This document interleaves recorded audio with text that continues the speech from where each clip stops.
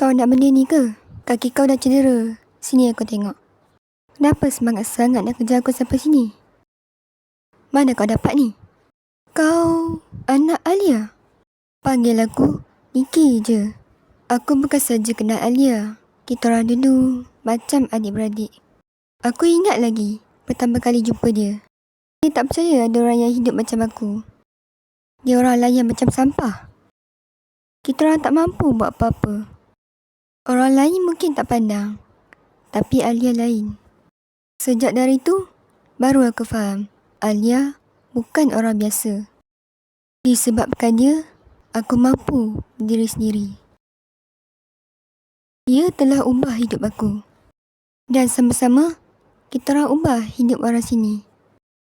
Kita orang lawan semua yang berani kacau pinggiran dan rampas apa yang dia ada. Dan dengan apa yang dapat, kita orang jaga pinggiran sebaik yang boleh.